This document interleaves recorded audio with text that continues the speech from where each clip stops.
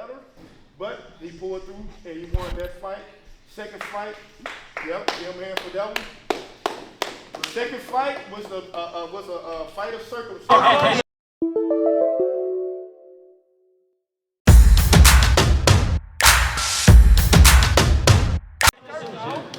We have a unanimous decision. Our winner comes out of the blue corner. A little bit better, but he pulled through and he won that fight. What you want? Hands up! Suéltale más. Hombre. 10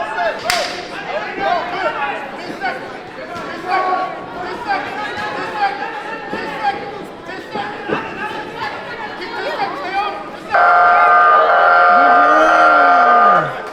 We do have a 4-1 split, and our winner is moving on. Comes out of the blue corner.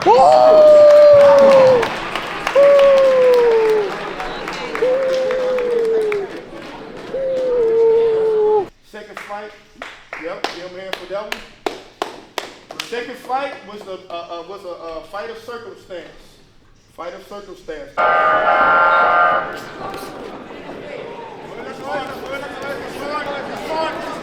This is how it is. Usually, the weight classes are, 12 to 13, or it's only a year apart. So 12 to 13, and just so happens, the growth spurt, which some of y'all will go through now, the growth spurt between those years could be considerably different, depends on genetics and your parents and stuff, pretty much genetics or something. So, not making excuses, but this is what happens sometimes, okay? Jesus just turned 11 December to fight 11 and 12. First kid he fought was, a decent little tall 11-year-old, 12-year-old kid or so. So that was a decently fair fight. He came and won that fight. But I think they gave him, was it split? I think it was a split or unanimous. I can't remember. I go back and watch it. Then, second fight, in the finals, he had a kid that was basically 13. Basically 13. That's not making excuses, but that's just... Shield coming in! Shield coming in! The weight classes and the growth of those weight classes, so before they transition on over, sometimes it can be unfair, So it is what it is. He did his best.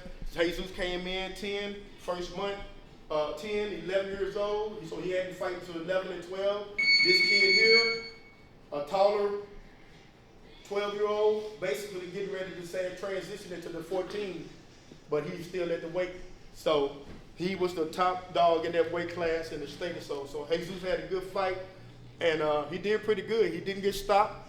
He fought all 3 rounds and stuff, and he gave some back, he got some, and he gave it back. So that right there is good enough. That kind of lets me know what's going to happen next year, okay? With his growth spurt, he might get out of 90 pounds. You can't hang around that weight forever. We know we're going to grow, but just so happens, he's still going to be in the 11 and 12. So with that growth spurt, he's still at 90. You never know. He'll be the top dog. He'll be like this kid was just left out. He'll be the top dog in that weight class for at least 2 years, or a year and a half at least. Because he'll be 12, and then he'll be there until he progress on out until the 13, 14, okay? So anyway, he had a good fight. He basically had to fight a 13-year-old kid so that had about at least a foot or so height advantage, reach and everything. So it probably a little bit more developed. But he was developed enough where he hung in there because we sparred different types, different sizes, different types of people. That's what helps when you spar different body types. You never know. This is not like the pros. With the pros, you can go and look and see, I'm fighting this dude here. He's going to be 5 something. He's going to be short. He's going to be 6 foot or so. And you get an insight on what you're fighting, who you're fighting. You can look up footage on them and you can say, okay, now I know what I'm dealing with. Usually, the first time in the amateurs, you don't get a chance to see that kid until you see them fight that day. So just so happened, I didn't get a chance to see him until afterwards because they fought before Jesus now came in. When the fight that was in the ring, I was warming Jesus up for his fight. So I didn't get a chance to watch the kid and see what he had going on. So but that's why we got other coaches for to do that study, and they come back and we relate to each other. So when I looked at the kid, we had already came up with a game plan of what we're going to try to do, and we know what he's capable of doing, and we know what's going to work and what's not going to work. So anyway, it goes. He did good, man. So both did good. Carlos, on the other hand, had a decent fight. It was 3 people in that weight class. So somebody had to get a bye. Just so happened who gets a bye to the championship? This dude here. Automatic to the championship fight. Luckily, kind of lucky, because the 2 people that he had to fight, one guy was 5'10", and the other guy was about 6'6" or 6'7". 18-year-old, 185. So you think what I'm talking about? He fought a kid about this tall. It was 2 guys fighting. So that's what I'm saying. When you never know until you get to fight. So this is how you got to train. It's different strategies for everybody.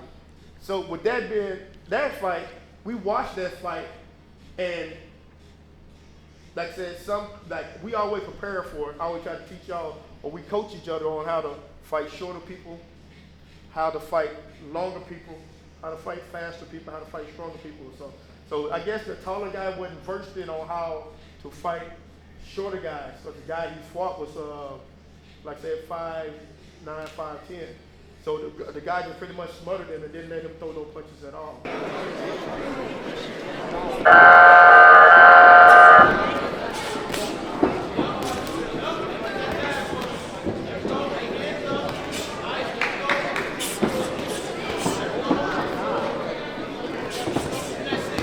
So the bigger, taller guy was kind of like trying to hit down like this here, and all. In the meantime, ate a whole lot of overhands for his trouble.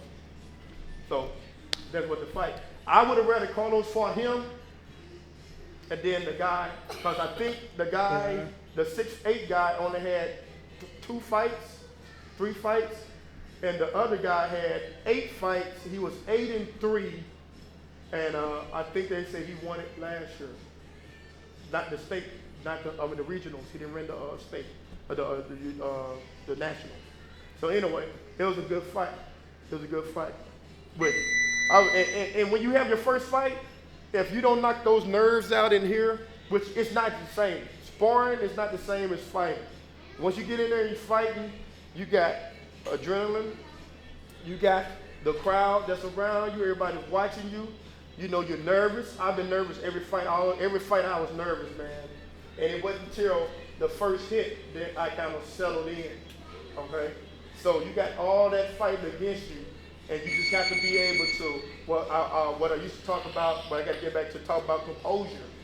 Acting like you've been there before. You know, this is what sparring is for.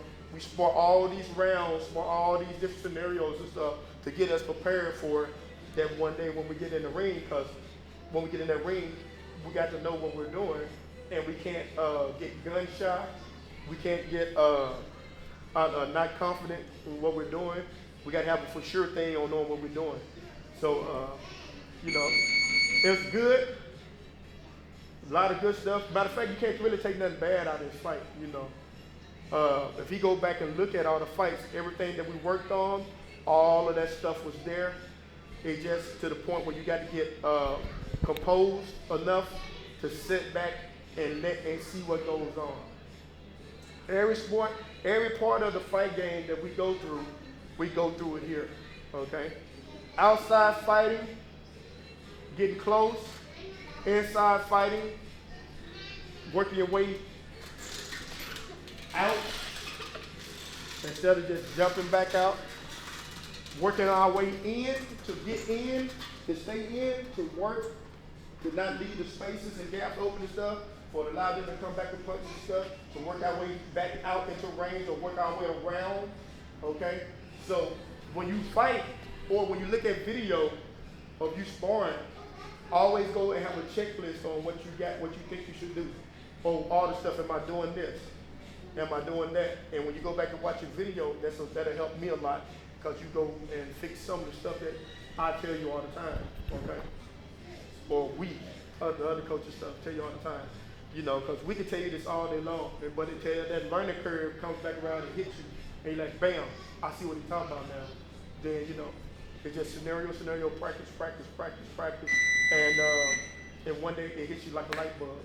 It's a lot of stuff that I couldn't understand what they were talking about. I put myself into it, I played in my head, and all of a sudden it's just like, you know, poof, like, dang, man, that was right there. You know, it's like on the video game when you level up, you got all these new options and stuff that you could do. And I'm like, oh my dang, man, I'm like, I didn't know this. The whole time, all this stuff is right there. So it'll happen, man, trust me, it'll happen. So anyway, good job. The fight's not over yet, because we got guys fighting. We got people trying to get ready to fight, and we got fights coming up, and we got people that want to train to fight. So let's continue training. All right, one more time. Good job. And let's go. So here, that's what we got time to work on stuff. Remember, the questions you should ask when we're starting off, when we start this engagement, when we start the engagement about the fight, okay? You got the